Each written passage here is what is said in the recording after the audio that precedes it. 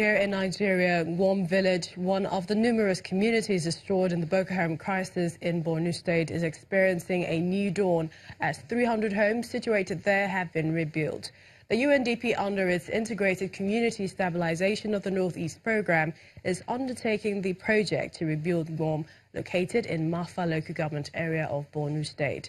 The project cost over $1 million and was executed with co-funding from the government of Japan and Switzerland. Ngwom village of Mafa local government is a few kilometers away from the metropolitan city of Maiduguri. Before the Boko Haram crisis, it was a community with a reputation as a livestock and trading hub in Borno State, across the Lake Chad Basin and the Central African Republic. The community was completely razed by insurgents in two different attacks in 2014 and 2015, with more than 3,000 residents displaced and left to seek shelter in Maiduguri, where most of them have been living ever since. Now the story has changed. The UNDP Northeast Sub-Office, with co-funding from development partners, built 300 houses, 288 market stalls, a primary school, a health center and boreholes, among other things. 4 years ago, no one would have imagined that Dawn would be home to hundreds of households again. Today, because of the shared commitment to helping rebuild Borno State, we are gathered here to give back hope to those schoolgirls and schoolboys, to those old women and traders and the youths that left this community.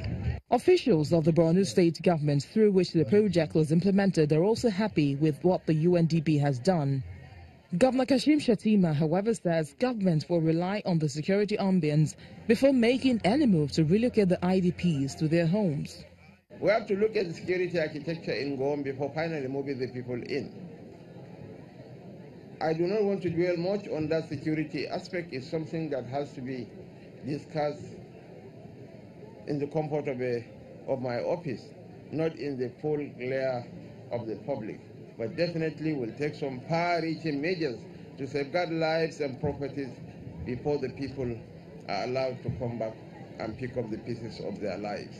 For the beneficiaries, the dream of returning to their ancestral home has finally become a reality, and they are equally grateful that their community will come back to life again. We thank the government for what they've done. If I'm empowered, I can do petty trading in front of my house to cater for myself. But some other locals who lost their homes were not captured in the distribution. They are calling on authorities concerned to compensate them. This is my home now. This is my now. I want you. I need your help. I need you to help me because I have a children. My children are in this school. I'm just suffering. Do you? We don't get anything. The Borno State government, through its Ministry of Reconstruction and Rehabilitation, has been rebuilding communities destroyed by the anti-graft militia Boko Haram. The UN's annual World Happiness Report has placed Burundi in the last position. The index ranked 156 countries based on factors including life expectancy, social freedom and the absence of corruption. In 2016, Burundi came bottom of the list but rose to 154th place in 2017 when the Central African Republic was found to be the least happiest country. Burundi plunged into crisis when President Pierre Nkurunziza's bid for re-election to a third term in 2015 sparked protests by opposition supporters who said the move was unconstitutional. And Africa's only female president, Amina Gurib Fakim of Mauritius, has refused to resign over an expense scandal just days after it was announced that she would step aside. Ms. Gurib Fakim denies any misconduct after allegations emerged that she made tens of thousands worth of personal purchases on a charity bank card.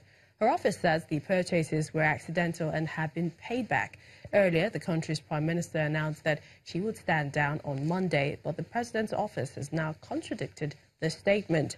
Her office says $27,000 has been refunded and Ms. Gurib Fakim will defend herself with legal action.